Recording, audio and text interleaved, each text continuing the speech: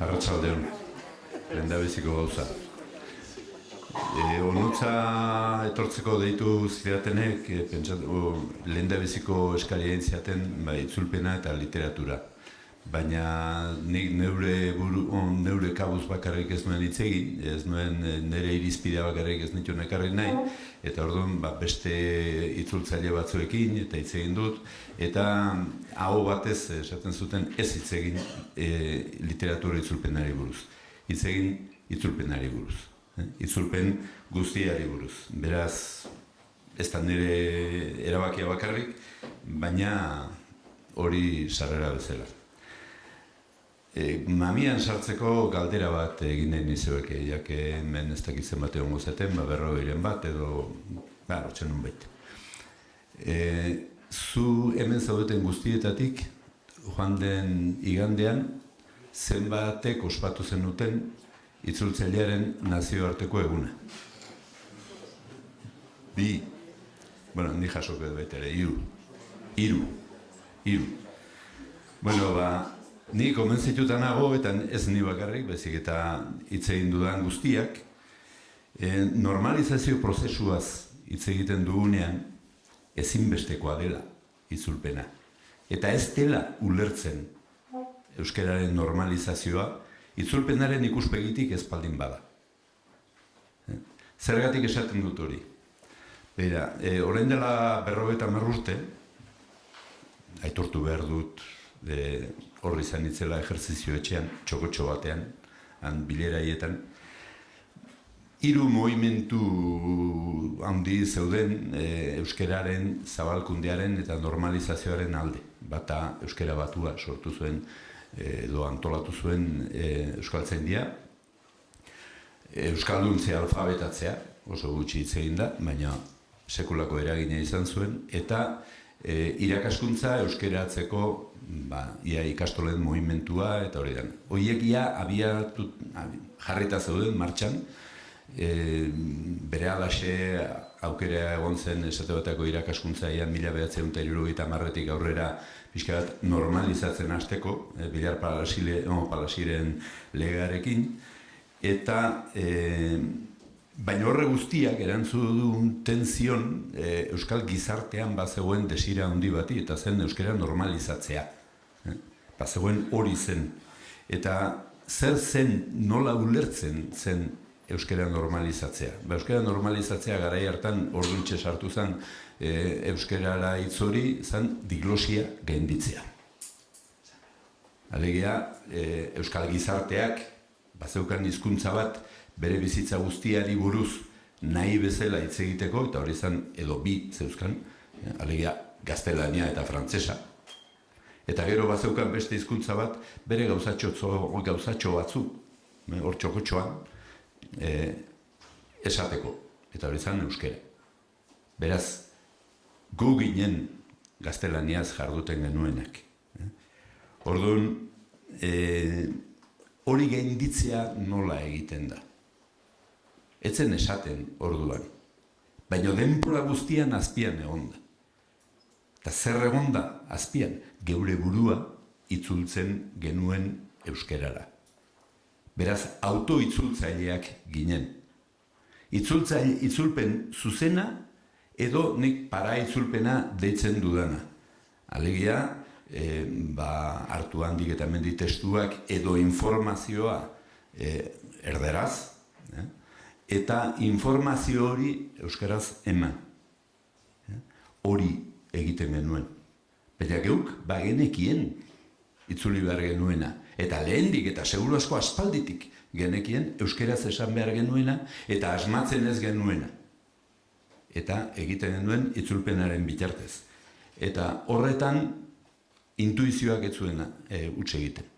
Intuizioak bere alaxe esaten zuen, gaur egun Japonian nire gertatzen da.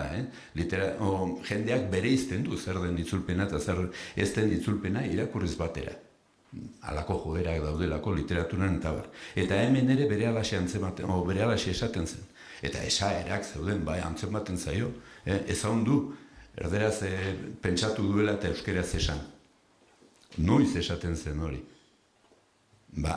Euskara trakets samarra zenean, Baina ez alderantziz, asmatzen zuenean itzultzaileak, etzen esaten, antzeman du, seinale du, nabarmen du, nola ederki asmatu duen euskeraz, ze hori euskeraz lehen etzegoen, eta orain honek ekarri du, eta ondo ekarri du, hori ez. Euskera traketsa itzulpenarekin berdintzen zen. Eta, hori pixka bada garai hartako egoera, ez? Orduan, nik uste dut, beharko genukela pixka pentsatu, egoera hortatik onaino zerk ekarri gaituen nola etorri garen, ze eztabaida, ze arazo izan ditugun, eta hori dena, hori pentsatzen baldin badugu, behar bada aurrera bidean ere izango dugu, bintzat irizpide batzuk izango ditugu. Orduan, garai hartan Euskal Gizartea hasi zen bere burua gaztelaniatik eta frantsesetik, batez ere gaztelaniatik euskarara itzultzen, eta bazegoen kontzientzia bat horretarako, batez ere belaunaldi gaztean, nonbait euskararen munduan dena egiteko zegoen eta mundu berri bat egiteko aukera hortan, ikusten zuen bere askatasun eremu bat, eta horrela moderno izateko modu bat, eta gazteok zeitun apuntatu ginen langintza horretara, ez?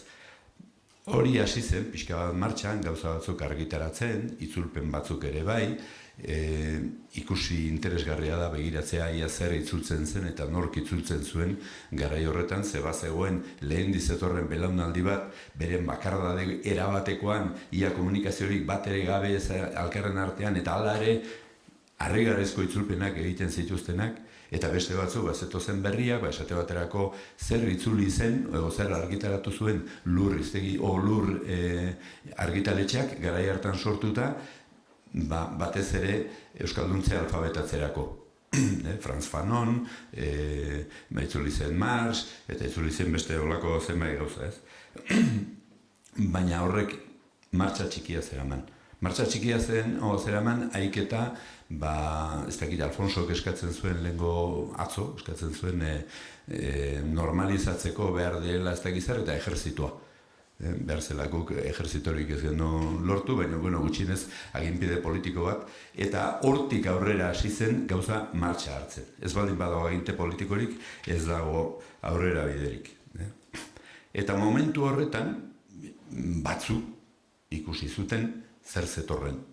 Ze itzulpen premiak zetozen, bai Euskal Herriak bere burua itzuli zezan, eta bai bestelakoak itzuli zitzan. Bera, izen badaukat buruan, Juan San Martin. Juan San Martinek Euskaltzainditik ikusi zuen zer zetorren, esan zuen, hau egituratu egin behar da. Eta egituratzeko modu egokiena itzultzaile eskola bat sortzea da. Eta sortu zuen Martuteneko itzultzaile eskola, hortik etorri zen. Orduan, ze ekarpen egin zuen Martuteneko eskolak egoera horretan? Lehendabiziko gauza Martuteneko eskola bihurtu zen teoria erreferentzia bat, referentzia teoriko bat. Esan behar da, momentu hortan, traduktologia ez hemen bakarrik guaz eginen, ez errazkakitetik, baina traduktologia berria zen munduan ere. Traduktologia sortzen da, Europako lehendabiziko argitalpenak, nik uste dut munenenak dela, 1973koak. Zertxoet lehenago Sobiet Batasunean, eta horrela hasierako formalisten eskolatik aparte zebilen bidea, Fiodorovena izango da. Baina hori zan Stalinen azkenengo urtean, beraz 10 urte lehenago. Fiodoroven liburua agertu zen Stalinena baliz bezala, itzulpenari buruz. Orduan, bihurtu zen, egin zuen olako teoria referentzi bat, egin zuen, prestatu zuen liburutegi bat, ez zegoen asko, ez da gaur egun bezala, milaka liburu daude itzulpenari buruz, orduan, 100 bat liburu edo bageneukan, arpidetu ginen batez ere Europako aldizkari importantenetara, Babel, Kontrast, Traduire, Quaderns de Traducció, Interpretazio, Meta eta horrelakoetara, eta beste garrantzizko pauso bat izan zen Senez. Senez sortzea, alegia, itzulpenari buruz pentsatzeko leku bat, sortzea izan zen nahiko importantea, eta pentsatu, gauzak nola zeuden orduan, zenez zen munduan itzulpenari buruzko aldizkaririk lodiena. Behar bada papela lodia zalako eta letra handia, ez dakit. Baina, gogoan dut esate batako Julio César Santoyok zea batean, kongresu batean nola esan zuen, no sabemos lo que dicen. Ari zen, Espainiako eta Frantzian itzulpenari buruz zer argitaratzen zen.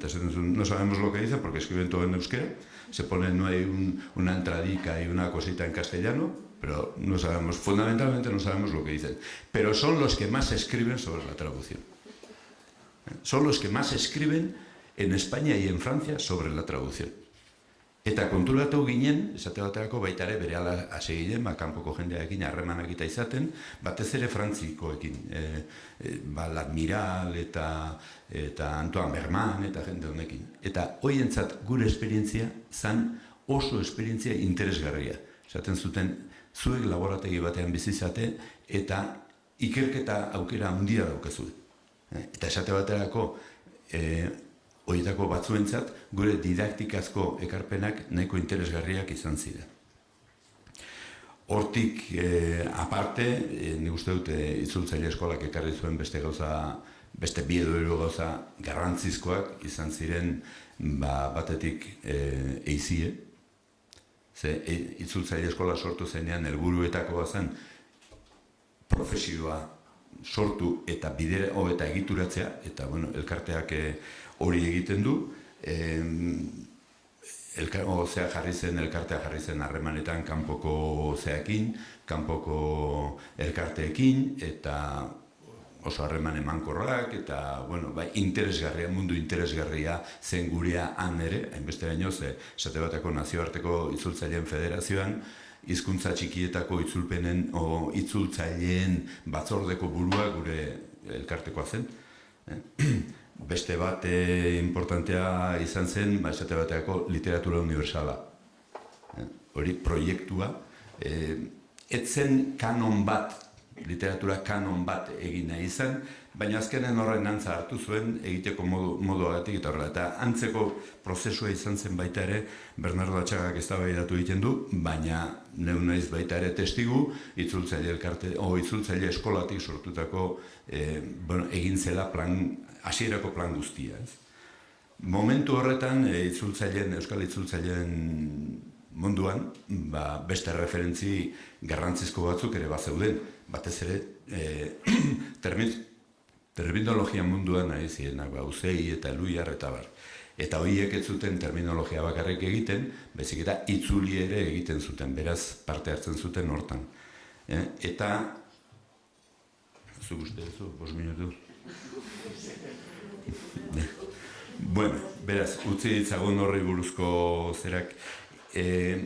Horiek egiten zuten terminologia lehendabizi etzen terminologia sol-soilik eta beste alde batetik etzen terminologia ere zentzurik estuenean hartzen badin badugu. Terminologia hori pentsatuta zegoen itzultzeko. Etzegoen mundu bat sortzeko. Alegia terminologia berez baldin bada, berez hilariek beren artean, beren alor eremuko jakintzako fenomenoak izendatzeko erabiltzen duten sistema, momentu hortan ez zegoen fisikorik, ze berez hilari zeuden euskeraz. Behar bada filologo batzuk, teologoren bat, baina hortik aurrera ez zegoen. Beraz, itzulpenak egoera hortan zer egiten du. Itzulpenak egoera hortan ez du itzultzen zentzurik estuenean. Ez du itzultzen jatorrezko hizkuntzako erregistro batetik xede hizkuntzako erregistro batera. Baizik eta erregistro hori sortu egiten du. Asmatuko du edo ez du asmatuko, gehien bat esperimentazioa da egoera hortan. Eta proposamen batzuk egiten du. Gero, funtzionatzen baldin badu horrek, orduan bai, badaukagu oinarrizko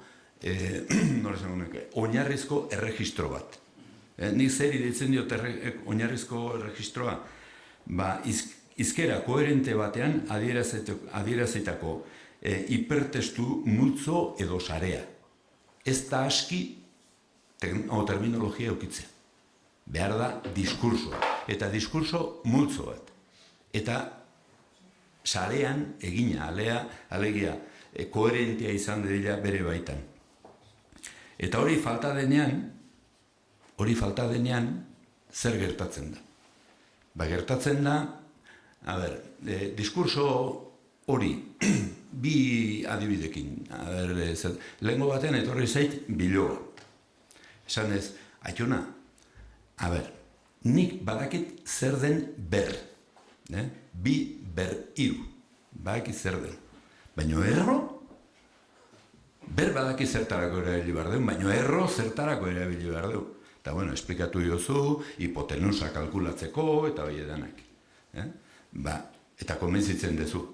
Baina harentzat, hori diskurso bada. Bere jakintza gai barreneko diskurso bada. Baina nerezat ez. Nik ber eta erro ikasi nituan erako, potentzia zertzan eta raiz zertzan aspalditik nekien. Beraz, itzuli egin behar nituen, edo beste batek itzuli eta nik ikasi. Eta orduan behar bada diskurso hortan sartu. Beste adibide bat, oso esanguratsua, beira, lehenengo euskeraz argitaratu zen, edo aurkeztu zen lehendabiziko tesi doktorala izan zen medikuntzan, eta itzulpena zen. Egilea, euskal peto-petoa, euskaldun bat peto-petoa, euskaltzalea gainera, baino itzulpena. Geroztik itzuli ditugu, magina bat itzulpen horrelakoak, euskaldunek eginak, gaztelaniaz, eta hemen lehengo saioan esan dute, baino gehiagotan zer gertatzen den. Gehiago, ezagutzen ditut, Euskal Herriko Unibertsitateko irakasleak,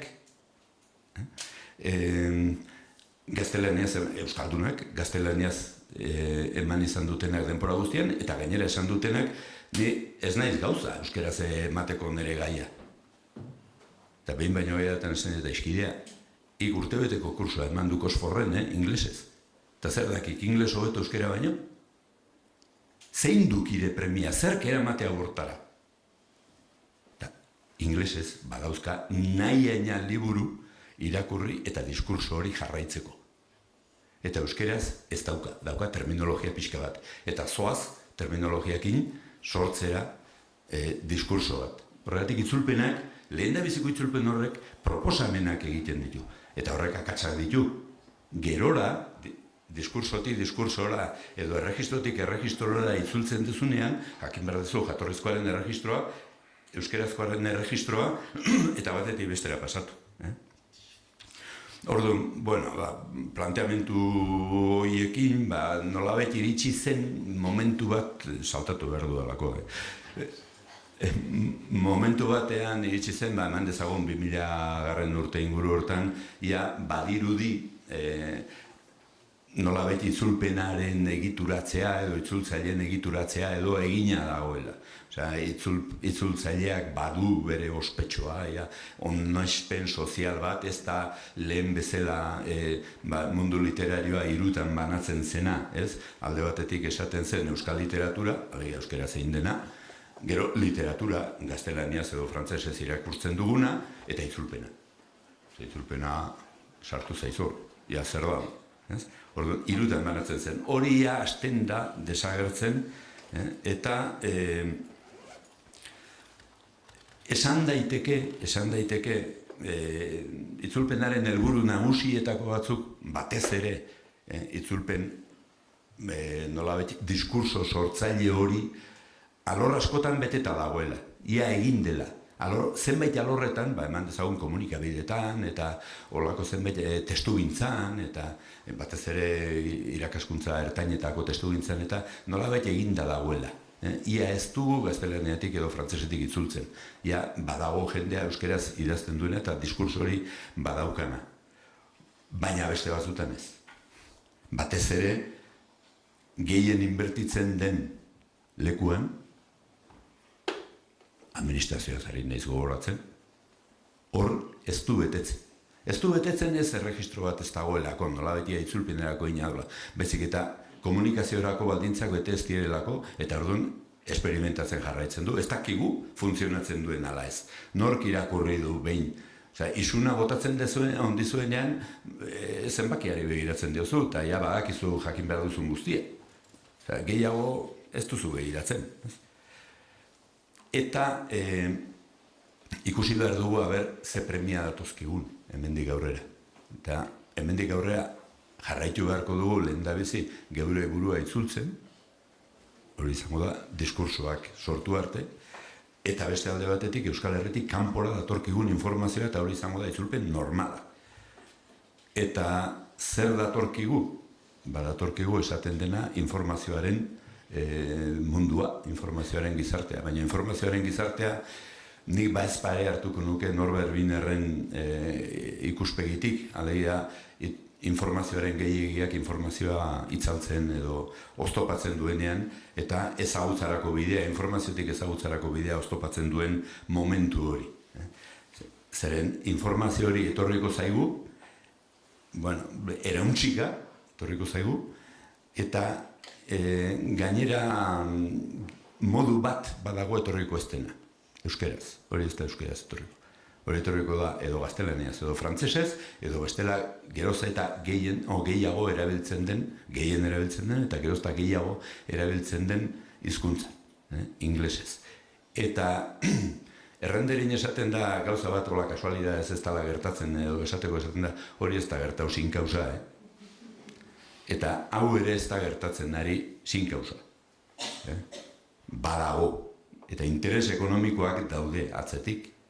Pentsatu, esate baterako, estatu batuek diru gehiago bertaratzen dute kanpotik hizkuntzarekin zuzeneko lotura duten kultura produktuen salmentaz, barku salmentaz, auto salmentaz, hegazkin salmentaz baino. Fabrika hori esate baterako deitzen zaio Hollywood. Eta hori dana, edo jolasak, eta mila modutara datorkigu dena gainera. Horren aurrean, zer?